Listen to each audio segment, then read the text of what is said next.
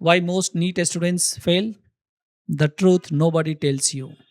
हर साल लाखों students NEET का प्रिपरेशन इस उम्मीद से करते हैं कि मुझे डॉक्टर बनना है, लेकिन एक साल बाद कुछ का कॉन्फिडेंस लो हो जाता है, कुछ लोग होप छोड़ देते हैं और कुछ लोग अपने आप को इस कदर कन्विंस करते हैं कि नीट, MBBS, डॉक्टर ये मेरी बस की बात नहीं है।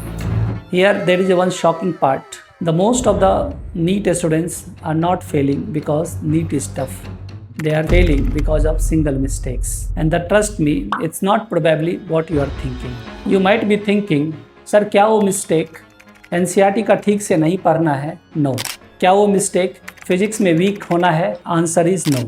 क्या वो मिस्टेक मोबाइल फ़ोन से एडिक्शन है? Not exactly. कुछ बच्चे ये सब करते हुए भी नीट क्रैक करते हैं. Then what is the real reason behind it? Before I reveal it, let's try to understand something surprising. The most of the NEET students are busy, very busy. They study 8 hours. वो 10 घंटा पढ़ते, वो 12 घंटा पढ़ते हैं और month के and में अगर उसका प्रोग्रेस देखेंगे तो बहुत ही नेग्लिजिबल होता है. Because the movement and the progress, they are not same things. Biggest mistake done by the NEET students are they are doing hard work without knowing in which directions they are going. अब यहाँ पे मन में एक और सवाल उठता है, इसका मतलब क्या सर, सिर्फ हार्ड वर्क करने से नीट रिजल्ट नहीं होता है? Then what separates the successful students to the failure students? बहुत सारे नीट स्टूडेंट्स ये सोचते हैं कि more book equal to more marks.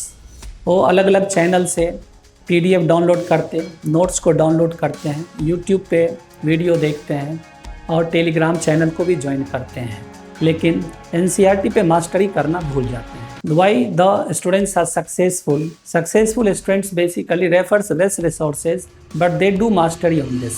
But wait, now I will tell you one habit जो well prepared students का भी preparations को बर्बाद कर देता है और ये कमोबेश हर स्टूडेंट्स का ये हैबिट होता है. इस हैबिट को बताने से पहले आप कमेंट बॉक्स में हमें ये ज़रूर कमेंट करें कि what is your biggest challenge while preparing the NEET. वो फिजिक्स है, कंसिस्टेंसी है या मोबाइल का एडिक्शन है. Now let's continue.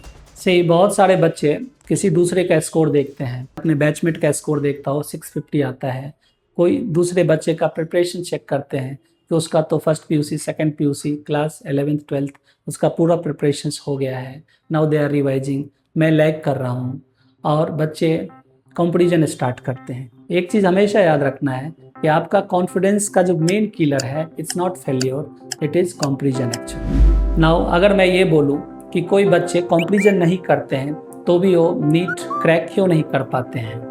So now the final mistakes done by the NEET students. और ये रीजन्स और जितने हमने रीजन्स डिस्कस किया वो सब पे डोमिनेट करता है. Now let's start with the true story. 2 students Shalini और निविता जो मेरे नीट प्रिपरेशंस के लिए 2016 में मेरे पास आई थी. शालिनी का एकेडमिक रिकॉर्ड अच्छा था टिल 10th. निवेदिता का एकेडमिक रिकॉर्ड उससे कम था. लेकिन जब टेस्ट का प्रिपरेशन नीट का जर्नी स्टार्ट होता है, दोनों फुल लेंथ पेपर लिखना स्टार्ट किए हैं, तो उसमें से शालिनी का स्कोर ठीक था और निवेदिता का स्कोर उससे कम था. लेकिन उसे शालिनी के मन में एक भाव ये आता है कि हमें नीट के लिए मुझे 650 चाहिए, उतना स्कोर हमें नहीं मिल रहा है. लेकिन इस वजह से उसका कॉन्फिडेंस नीचे चला गया और निवेदिता ने कंसिस्टेंसी के साथ वो एवरेज स्कोर से भी फाइनली जब नीट का रिजल्ट आता है तो निवेदिता का जो रैंक होता है ऑल इंडिया रैंक, वो मच बेटर होता है शालिनी से. इसका मतलब ये होता है कि हमें अर्ली गिव अप नहीं करना है.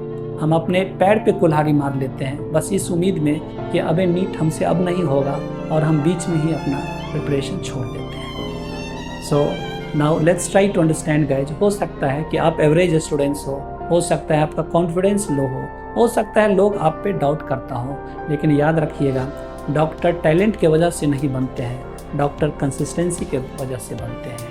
और अगर आप चाहते हैं कि इस प्रकार का वीडियोस मैं और बनाते रहूं तो मेरे चैनल को ज़रूर सब्सक्राइब करें. Thank you so much for watching to us.